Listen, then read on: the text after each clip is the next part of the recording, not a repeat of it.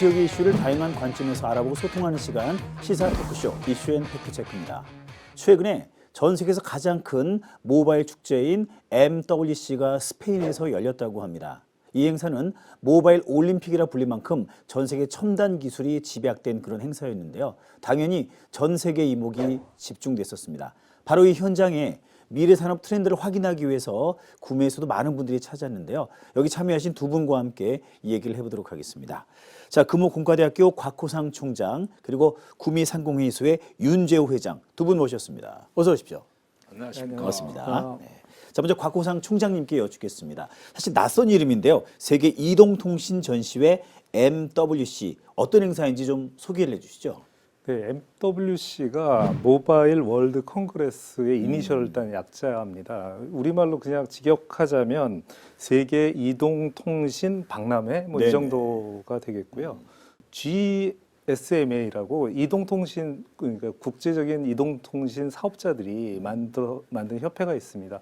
거기서 주최하는 매년 1회 열리는 행사고요. 1987년부터 쭉 이어져 왔습니다. 미국에서 열리는 CES하고 독일의 IFA라고 베를린에서 열리는 이게 세계 3대 가전 관련한 박람회입니다. 그런데 이 행사의 특징은 이동통신 부분만 아주 특화했다라는 것이 큰 차이점이 되겠고요. 이 행사는 일반 소비자라기보다는 이 관련 통신 산업 관련된 회사 관계자들이 모이는 그런 모임이라는 특징이 있습니다. 그래서 입장료도 상당히 비싸고요. 아, 그렇군요. 네, 한 100만 원 합니다. 아, 입장료. 네, 굉장히 입장료. 비싸네요. 그러니까 일반인들이 사실 그 돈 내고 들어가기는 좀 어려운 그러니까 어떤 통신 관련 업계들의 전문가들의 어떤 미팅 자리다 이렇게 말씀을 드릴 수 있겠고요. 여기서 단지 신기술, 통신 부분에 뭐 신기술들이 집약되고 있는 행사이긴 하지만 기술만 보여주는 것이 아니라 그 행사마다 주제가 있습니다. 네네. 올해 요번에 주제는 벨로시티였어요. 속도. 다시 말하면 뭐 그동안의 통신의 패러다임을 바꾸는 여러 가지 주제가 있을 수 있는데 통신의 속도가 지금보다 훨씬 고속화가 되려면 무엇을 어떻게 해야 되느냐가 주된 주제였고 거기에 5가지 세부 테마에 대해서 뭐 업계 관계자들의 비전, 그다음에 생각, 그다음에 표준화 이런 것들이 논의되는 자리이기도 합니다.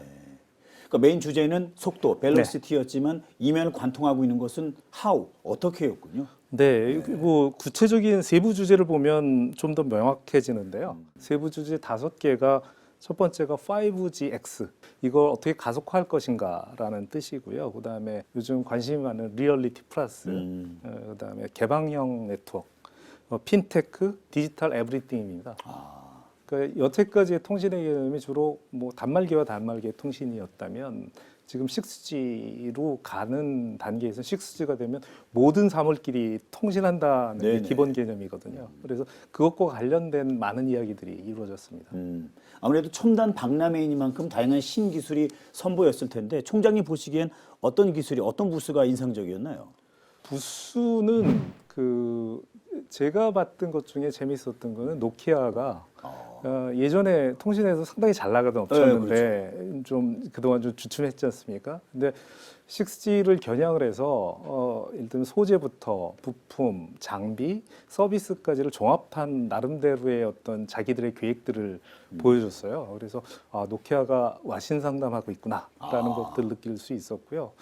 그리고 어떤 부스 자체보다는 저는 학교에 있는 사람이니까 5GX에 좀 관심을 가지고 여러 가지를 봤는데 아까 말씀드린 것처럼 5G를 넘어서 6G로 가기 위해서 어떻게 가속할 것인가 초점이 3가지입니다. 하나는 통신 속도고요.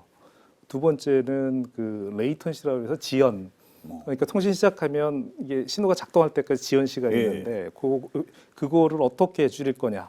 그다음에 3번째는 그 초연결이라고 그래서 이제는 단말기하고 단말기만 연결하는 게 아니라 모든 것들을 연결하려면 사실은 통신의 파라다임이 굉장히 크게 많이 좀 바뀌어야 되는 부분이 있습니다.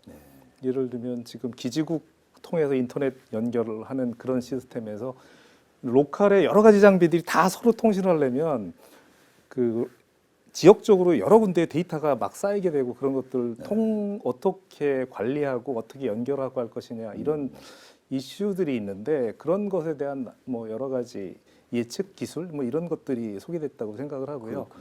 거기에서 제가 생각하기에 우리 기업들에게도 특히 중견 기업이나 중소기업에게도 이런 소재 부품 장비에서 새로운 어떤 비즈니스 기회들이 좀 창출되지 않을까 그렇게 생각합니다. 우리 윤 회장님은 이번 그 박람회에서 어떤 기술을 눈여겨 보셨는지요? 예, 총장님께서 말씀하신 5G, 6G 이런 부분도 봤지만은 저는 그 도지사님, 시장님 또 총장님 저 해서 UAM 도심 교통항공 네네. 이것을 타보았는데 옛날 공상과학 영화처럼 타보니까 멋지더라고요. 드론 택시 같은. 예, 드론 택시인데 서울 시내를 뭐 한꺼번에 구경을 딱 하면서 나이 드신 분들은 멀미 나겠더라고요. 예. UAM 그러면은 뭐 우리나라는 제조 같은 경우는 LIG 넥스원이나 또 그 하나 시스템이나 대한항공이나 이런 그 항공에 관련된 업체들이 제조를 할 것이고 또 시스템적으로는 또 SK텔레콤 같은 업체에서 하지 않겠나 하는 생각이 들고 이런 쪽에 우리 그 기업들이 관심을 가지면은 이런 드론 택시 어차피 비행기처럼 돼 있으니까 이것을 제작하는데 많은 부품들이 될 거다 이거지. 그러면은 우리 기업들이 여기에 참여하는 기회가 되지 않겠나는 생각이 들고 옛날에는 우리가 학교 다닐 때는 강사는 10년에 한 번씩 변한다 그랬는데 이제 이런 과학적인 분야에는 과학이나 바이오 이런 분야에는 강산이 5년마다 변하기 때문에 앞으로 우리도 이런 쪽에는 준비를 해야 되지 않겠나는 생각이 듭니다. 네. 이번 박람회에는 예년과는 다르게 실제 기업 대표분들도 우리 상공회의소 분들과 함께 17분이나 같이 가셨다고요. 예예. 상공회원사 총 17명이 갔는데 또 거기에서 우리 구미시에서 무역회사 분들하고 미팅을 주선을 해 주셨습니다. 그래서 우리 기업에 관련된 대표자님들께서 아 이런 것도 있구나 하는 거를 느끼고 견문을 넓히는데 상당히 도움이 됐다고 봅니다.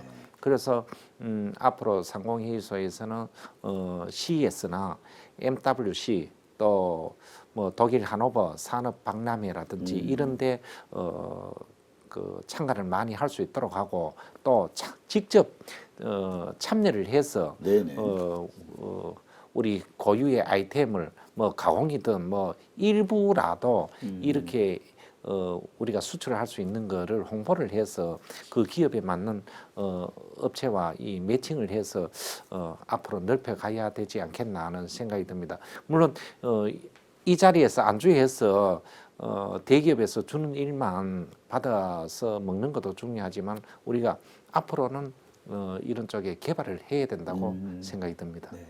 바로 말씀하신 부분이 최첨단 기술을 접한 우리 지역 기업들이 녹여내고 발전을 해 나가야 할 그럴 부분이 아닐까 생각됩니다. 자, 총장님, 기업들은 이렇게 새롭고 빠른 기술을 습득하는 것만큼 교육도 그만큼 빨라야 되는데 교육은 항상 조금 느리다는 얘기를 우리가 합니다. 교육 커리큘럼 어떻게 발맞춰야 할까요? 어떤 계획을 갖고 계시는지요? 이번 MWC가 통신이라는 주제를 중심으로 하니까 금홍대 일을 한번 살펴보겠습니다. 네. 금홍대 전자공학부에 그 통신과 관련된 전공이 2개가 전공이 있습니다. 주로 전파를 다루는 전공이 하나 있고요. 그다음에 통신을 다루는 그래서 유무선과 관련된 것들을 저희들이 공부하는 그거를 아주 열심히 공부하는 전공이 있는데 이번 MWC에서도 뭐 확인할 수 있는 것처럼 통신이 이제 통신 독자적으로 운영되는 통신은 없거든요. 통신 자체가 요번에 가서 확인한 또 하나의 중요한 트렌드는 실제로 뭐 AI라든지 로봇이라든지 아까 디지털 에브리띵이라고 말씀드린 것처럼 다른 어플리케이션과 그다음에 모빌리티 자동차랑 연결된다든지 UAM도 마찬가지지만 이게 예전에는 비행체 그러면 우리 비행기를 생각했는데 거기에 핵심이 뜨는 비행기가 아니라 그것을 통해서 주변과 네트워크로 어떻게 연결되고 어떻게 자율주행을 할 것이냐 이런 얘기든 통신과 밀접한 관계가 있는 것들이거든요. 그렇죠. 대학에서도 지금 저희가 뭐 학제 개편이라든지 커리큘럼 전면 개편을 지금 준비를 하고 있는데 특히 고등교육의 패러다임이 완전히 달라졌다. 그거는 뭐 궁금하면 교수님한테 안 물어보고 우리는 누구한테 물어보냐면 구글한테 물어보거든요. 그러니까 지식 자체는 이미 널리 깔려 있는 것이고 따라서 그 단순한 지식을 강의실에서 습득하는 그런 커리큘럼이 아니라 그 지식을 활용하고 실제 문제를 해결하는 그런 훈련을 하는 것으로 대학의 교육 체계를 바꾸는 것으로 이 문제를 해결해야 된다라고 생각을 하고 있고 이미 이제 그쪽으로 뭐 금호공대를 포함해서 대학들은 움직이고 있다는 말씀을 드리고 싶습니다. 최근에 우리 구미가 그 5G 테스트 베드라든가 메타버스 허브처럼 첨단 기술의 실증 사업을 많이 추진하고 있거든요. 많은 대학 가운데 그래도 금호공대가 그 선두에서 다양한 협업 체계를 구축하고 있지 않습니까? 그 얘기도 좀 해주시죠. 2020년에 그 금호공대에 5G 플러스 테스트 베드라는 것이 구축이 됐습니다. 통상적으로 5G 그러면 지금 저희 휴대폰으로 쓰고 있는 것이 5G인데요. 3.5GHz짜리 통신망입니다. 네네. 근데 5G 플러스라고 하면 28기가고요. 그것보다 그러니까 약 8배, 뭐 9배 정도 빠른 속도의 네트워크이고 근데 그게 아직 범용 상용화된 것은 아니고 그것들로 6G를 가기 전에 사실 어찌 보면 6G 가기 전 단계 모델이라고 생각할 수 있겠는데 기술적으로 해결해야 될 과제들이 많이 있습니다. 그리고 그것을 테스트하기 위해서 우리나라의 통신 3사가 국가로부터 프로젝트를 받아서 그 국가망 테스트를 했었는데 그 2년 동안 한 다음에 이미 이제 사업은 종료가 됐습니다. 그리고 그 이제 뭐 후속 사업이라고 볼 수는 없겠지만 지금 게리 그러니까 구미 전자정보기술원에서 5G 단말기를 테스트할 수 있는 테스트 베드를 구축하고 그것도 기업들이 신제품을 만든다든지 했을 때 그 성능이나 그다음에 문제점들을 체크할 수 있는 그런 사업들을 진행을 하고 있고요. 저희 대학도 사업에 참여해서 저희들이 생각하고 있는 미래의 통신에 필요한 것들을 기업들과 함께 뭐 연구하고 테스트하고 하는 것들을 하고 있다는 말씀을 드리고 싶고요. 네. 메타버스는 뭐 이미 경상북도가 우리가 메타버스 수도야라고 선언을 했고 메타버스와 관련해서는 지자체 관점에서 보면 경북이 가장 앞서서 일들을 진행을 하고 있습니다. 그래서 지역에서 그 동북권 메타버스 허브 구축 사업들도 진행을 하고 있고요. 거기도 마찬가지로 금호공대가 참여하고 있을 뿐만 아니라 사실 메타버스는 제일 중요한 게 메타버스를 활용한 산업을 어떻게 만들 것이냐. 그 산업을 만드는데 핵심적인 것은 그 메타버스를 이용하고 활용할 수 있는 그것을 갖고 서비스화할 수 있는 인력 양성하는 부분이거든요. 지금 메타버스 학과라는 것이 존재하지 않기 때문에 사실은 메타버스 전문 인력을 기르는 체계가 그동안 잘 정비되어 있지 않았었습니다. 그래서 그 경북에서 지금 포항 테크노파크 주관으로 금호공대, 안동대, 포항공대, 영남대가 참여하는 그래서 저희들이 그걸 정규교 과목으로 만들어서 연간 600명 정도 배출하는 프로그램들을 저희들이 운영을 하고 있습니다. 여기 초점은 그냥 교육을 하는 게 아니라 사실 수요 기업과 연계를 시켜서 주로 졸업을 앞두고 있는 학생들 집중 교육을 해서 그 수요 기업과 연계 취업을 시키는 그 프로그램으로 운영을 하고 있다는 말씀을 드리고 제가 생각하기에 구미가 IT 산업의 뭐 선두 도시 아니겠습니까? 네. 그것에 맞춰서 이 분야에 있어서는 금호공대를 비롯해서 지역 대학들이 상당히 선도적으로 이 IT 첨단 IT 산업과 관련된 인력 양성에 힘쓰고 있다는 말씀을 드리고 싶습니다. 네. 확실히 구미를 비롯한 경북이 메타버스 수도로서 역할을 착착 잘 수행해 나가고 있지 않나 생각이 듭니다. 자, 윤재 회장님, 이번 예. 유럽 순방 출장에서 예. 우리 이제 구미 기업들이 반도체 특화 단지 지정을 굉장히 손꼽아 기다리고 있지 않습니까? 그분이 또 힘을 많이 실어 주셨는데 어떤 의미를 지니고 있는지요? 반도체 특화 단지 지정이요. 제가 봐서는 반도체 특화 단지는 구미가 무조건 해야 됩니다. 방산 클러스터를 유치를 해놓은 상태고 반도체 특화 단지는 앞으로 우리가 구미가 살아가기 위해서는 이 온 힘을 다해서 이 또 간절함이 있으면은 네네. 이루어지지 않나는 생각이 들고 또 구미에는 초선이지만은 두 분 국회의원님과 또 시장님이 뭐 이 다선 국회의원들보다가 더 열심히 하고 있습니다. 분명히 반도체 특화 단지는 유치될 것이다 하는 생각이 들고, 또 구미는 평택이나 저 위에 보다가 이 모든 것이 안정화가 되어 있습니다.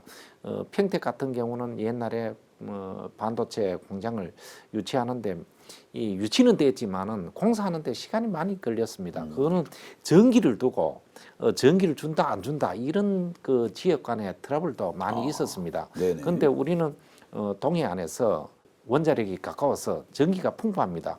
그리고 또 서부 발전이 5공단에 들어와서 LNG나 또 수소 연료 전지를 이용을 해서 발전을 많이 해서 전기를 오히려 인근 지역에 이 수출할 정도로 이렇게 되어가고 있고, 또 아시다시피 낙동강에 네. 4대 강에서 물이 풍부하지 않습니까? 맑은 물이 중요하죠. 예, 물과 전기 또 인력도 대구에서 가깝기 때문에 충분히 공급이 되고, 또 금호공대 총장님께서 반도체 인력을 뭐 팍팍 양성해 주신다 그러니까 뭐 구미에는 반도체 공장 짓는 것까지 점주 여건이 아주 좋다. 그래서 반도체 특화 단지를 1단계로 유치를 하고, 그 다음에는 반도체 공장도 이재용 회장님 또 최태원 회장님인데 가서 이 바지가랑이 잡고 늘어지면은 네네.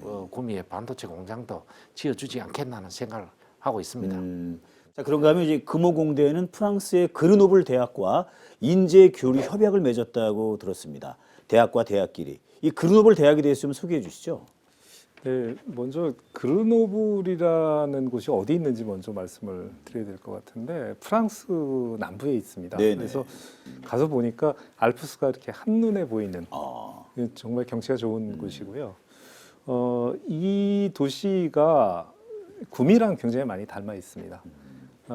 그노블 메트로폴이라고 해서 뭐 약간 이렇게 그냥 시 하나가 아니라 그 인근까지 포함하는 어떤 광역시 개념을 가지고 있는데, 네네. 인구가 40만 정도이고요. 구미하고 또 비슷한 거는 그르노블 자체가 프랑스의 실리콘밸리라고 부를 만큼 거기에 첨단 IT 관련된 기업들이 주로 모여 있고, 한국 기업 중에서는 네이버 랩스라고 인공지능하는 그 연구소가 그르노블에 위치를 하고 있습니다. 저희들이 이제 그노블을 간 이유는, 첫 번째는 이제 구미와 비슷한 배경을 갖고 있다는 것이 하나가 되겠고요. 두 번째는 최근에 교육부에서 그 전 세계 대학의 혁신 사례 발표한 것 중에 하나의 이그젠플이 그노블 대학입니다. 네네. 정식 명칭은 그노블 알프스 대학인데요. 이게 원래 하나의 대학이었던 게 아니라 지역에 있는 4개의 대학이 있었고, 이곳을 연합 체제로 묶은 것이고요. 근데 단지 대학만 묶은 것이 아니라 거기에 있는 관련된 그 국제 연구소나 이런 데도 이렇게 디지스 같은 경우 연구소하고 학교가 같이 있는 것처럼 그런 네네. 방식으로 같이 묶여서 그 기초 연구가 아니라 산업지향적인 상품화 연구들을 굉장히 앞서서 하고 있는 곳이었습니다. 그래서 저희랑 협업할 수 있는 그런 것들이 많을 것 같아서 저희들이 그노블 대학을 방문을 했고요. 학생이 4만 5천 명 정도 되고요. 아, 4만 5천 명. 예, 그러니까 그 도시 인구가 그 도심이 한 15만 되는데 10%가 넘네요. 4만 5천 명이면 30% 정도 되는 네. 거죠. 그러니까 가서 보면 젊은이들만 보입니다. 음. 굉장히 젊은 도시이고, 그 중에 1만 5천 명이 다시 말해 유학, 그러니까 외국인 학생들이 국제, 그러니까 프랑스가 보통 프랑스 말로 프랑스어를 사용하는 교육을 하지 영어 교육을 잘하는데, 여기는 전체 강의의 3분의 1 이상이 영어로 진행이 된다. 진짜 국제화 대학인 대학이고, 뭐 세계 대학 랭킹 뭐 100등에서 150위에 들어가는 굉장히 좋은 대학이라고 할 수 있겠습니다. 네. 이제 금호공대도 글로벌 경쟁 강화를 위해서 아까 말씀드린 인재 교류, 또 학술 교류 등등 다양한 협약을 맺었다고 들었는데, 협약 내용도 좀 말씀해 주시죠. 네, 요번에 저희가 맺은 것은 그 글로벌 알프스 대학 안에 아까 연합체이기 때문에 여러 개의 브랜치가 있는데요. 그 중에서 글로벌 IMP라는 것이 우리로 생각하면 이 자연과학대학과 공대학, 공과대학을 묶어놓은 그런 파트고요. 네네. 그래서 실질적으로 이게 교류가 이제 구체적으로 가능한 것이 그쪽 파트였기 때문에 글로벌 알프스 대학 총장과 그다음에 글로벌 INP 그 세부 교육을 담당하고 있는 부총장과 저희 협약을 체결하고 왔습니다. 그래서 일단 시작하는 거는 뭐 인력 교류가 먼저겠죠. 네네. 그래서 제일 당장 시도할 수 있는 것이 학생들 교류입니다. 그래서 당장 이번 여름에 우리 학교 학생들 중에서 지금 RIS 사업을 참여하고 있는 학생들 일부를 선발을 해서 서머 스쿨을 그쪽으로 저희들이 보낼 계획을 가지고 있고요. 네네. 글로벌 대학이 좀 그 이공계는 독특한 체계를 가지고 있습니다. 이게 우리가 보통 학부 졸업하고 대학원 가서 석사 마치고 박사를 마치잖아요. 네네. 프랑스도 학제가 우리로 치면 학부가 3년, 대학원이 2년, 석사가 2년, 박사 3년, 8년짜리 코스를 보통 많이 하는데 글로벌 대학의 이공계는 학부가 없습니다. 학부가 아예 없어요. 5년짜리 프로그램이에요, 무조건.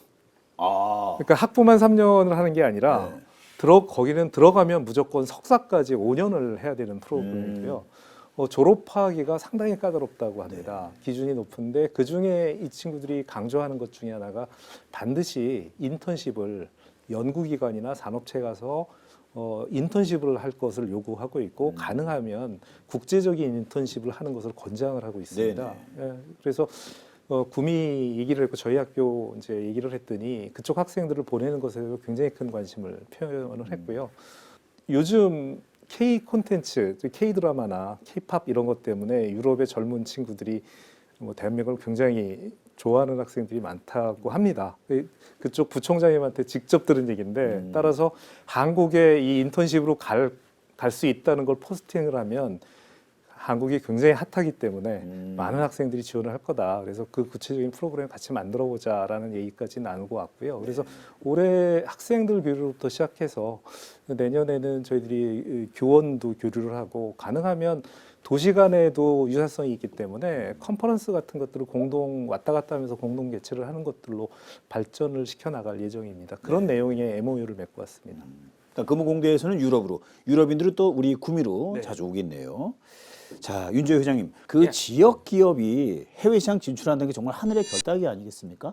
바로 이 점에서 우리 상공회의소, 이 교두보 역할을 하는 단체가 굉장히 중요하지 않을까 싶습니다. 어떤 계획을 가지고 있는지요? 예, 별따기 맞습니다. 이 오더를 따는 것 자체가 기업으로 봐서는 엄청나게 힘들다고 봐야 됩니다. 예. 그래서 이번에 저희들이 MWC에 가서 실리콘밸리에서 활동하고 있는 베어로보틱스 하정우 대표님과 김대한 대표님을 만났습니다. 그리고 구미에 와서 다시 시장님과 같이 이분들을 또 만났습니다. 그래서 저는 어떻게 추진하려고 하냐고 하면은 지금 미국과 중국이 무역이나 군사적으로 많이 충돌하고 있지 않습니까? 그래서 미국 실리콘밸리에서 디자인을 해서 하드웨어나 모든 걸 완성을 해서 제조를 중국에서 했는데 이제는 그 제조를 구미에 좀 돌려봐야 되겠다 이런 생각을 하고 있습니다. 그래서 구미시와 상공회의소가 앞으로 이 교두보 역할 이 두 분 하정우 대표님과 김대한 대표님인데 말씀드려서 또 연결시켜 주기로 했습니다. 우리는 어떤 일을 할 수 있다 이런 것을 알려서 그분들하고 매칭을 해서 중국에서 제조하던 거를 한국으로 가져와야 되지 않겠냐. 이것만 성공한다 그러면 아주 큰 일인데 제가 장담은 못 하겠지만은 앞으로 한 단계 한 단계 밟아가면은 안 되겠나는 싶고 실리콘밸리하고 연결하는 것이 중요하다. 네네. 그래서 시장님하고 상공회의소하고 이렇게 잘 연결해 보려고 지금 추진을 하고 있습니다. 잘 되길 좀 빌어주십시오. 네네. 예. 아무튼 이번에 MWC 다녀오신 게 굉장히 큰 중요한 계기가 되지 않을까 싶습니다. 견문을 넓히는 효과도 있겠지만 예. 뭐 미중 간 국제 예. 정세라든가 경제 동향도 할 수 있고 이번 그 세계 이동통신 박람회 좀 총평을 해주시죠. 예, 제가 봐서는 이번에 MWC 간 것이 처음 같지만은 많은 것을 본 것은 우리가 생소한 것은 모르겠지만은 갔다 와서 우리도 어떻게 해봐야 되겠다는 것은 많이 생각하고 느끼게 됐습니다. 그래서 앞으로 저희 기업들이나 경제 관련 단체 그리고 구미시와 협력을 해서 앞으로 우리 구미의 대기업들은 당연히 알아서 잘 하시겠지만은 네네. 중소 중견기업들이 세계 시장 넓히는데 참 도움이 많이 됐다고 생각이 들고 앞으로 이런 기회를 더 만들어서 계속 이런 전시에 참여를 해서 더 규모를 넓혀가고 구상을 많이 해야 되지 않겠나는 생각이 듭니다. 자, 끝으로 회장님, 우리 구미 기업들이 세계로 나아갈 길 어떻게 준비해야 되는지 한 말씀 부탁드리겠습니다. 예, 방금 말씀드렸다시피 저희들이 막상 일을 해보려고 하면은 홍보가 제일 중요하지 않습니까? 우리 회사에 뭘 하는지 일을 주려고 하는 업체들도 모른다 이거지. 이런 것을 홍보하기 위해서는 전시회, CES나 MWC나 산업박람회나 이런 데 가서 홍보를 많이 해야 될 것이고 또 도움을 요청할 거는 코트라나 상공회의소나 또 구미시 도청에 도움을 받아서 우리가 그 사업을 확장하는데 활용을 해야 되지 않겠나는 생각이 듭니다. 자, 끝으로 우리 총장님도 인재 양성과 또 기술 발전을 위해서 어떤 걸 준비해야 할지 마무리 한 말씀 해주시죠. 구미가 살아가는데 핵심은 실제 그 대기업도 중요하지만 그것을 뒷받침하고 있는 중견기업, 강소기업들이 자생력을 갖고 살아나는 게 핵심이라고 생각합니다. 그에 상응하는 R&D가 필요할 것이고요. 그 R&D를 할 수 있는 인력이 필요할 것인데 지역에서는 그 부분에 굉장히 어려움을 겪고 계시는 걸 저희들이 뭐 그동안의 경험을 통해 잘 알고 있고 그래서 대학의 정책이나 위상도 좀 달라져야 된다고 생각했는데 아까도 말씀드린 것처럼 교육도 달라졌듯이 저희들이 R&D를 하는데 그동안은 어찌 보면 대학이 하고 싶은 R&D를 하고 이 중에 좋은 거 있으면 갖다 쓰세요 뭐 이런 방식이었다면 그 포커스를 보다 구미에 지금 진짜 필요한 사업화 관점의 R&D가 무엇인지에 초점을 맞춰서 저희들이 기업과 함께하는 그 산학협력형 R&D를 강화해야 되는 것이 아닌가라고 생각을 하고 있고요. 또 하나는 작년에 우리나라에 태어난 아이들이 25만 명입니다. 20년 후가 되면 대학교에 들어가는 애가 20만 명 밑으로 떨어진다는 뜻이거든요. 지금 이 구조에서 우리나라의 산업 구조를 과연 지금 태어난 애들 가지고 버틸 수 있을까, 지탱할 수 있을까? 저는 다른 대안이 필요하다고 생각하고 특히나 그 R&D 인력, 그다음에 생산 인력, 그 외국인 인력을 이제 우수한 인력을 받아들여서 우리나라에 맞게 정착시키는 노력 이것도 같이 해야 된다고 생각을 하고요. 그것이 해결되지 않으면 저는 인력 문제에는 지금 당장은 답이 보이지 않는다. 장기적으로 봤을 때 답이 없을 것이다라고 생각을 하고 그런 차원에서 대학도 노력해야 될 것이고 그다음에 지역에서도 그런 부분에 대한 인식의 전환이 좀 필요하지 않나 생각합니다. 네. 자, 오늘은 최근에 세계 이동통신 전시회 MWC를 다녀오신 곽호상 총장 그리고 윤재호 회장과 좋은 말씀 나눴습니다. 오늘 함께해 주셔서 감사합니다. 감사합니다. 네, 수고 많으셨습니다. 네, 감사합니다. 자, 오늘은 구미시의 신경제 동력과 지역 기업의 나아갈 길에 대해서 얘기를 나눠봤습니다. 제2의 제조업 르네상스를 위해서 다양하고 꼼꼼하고 체계적인 그리고 장기적인 전략을 다시 한번 세워야 되겠습니다. 오늘 방송은 여기까지입니다. 다음 이 시간에 인사드리겠습니다. 감사합니다.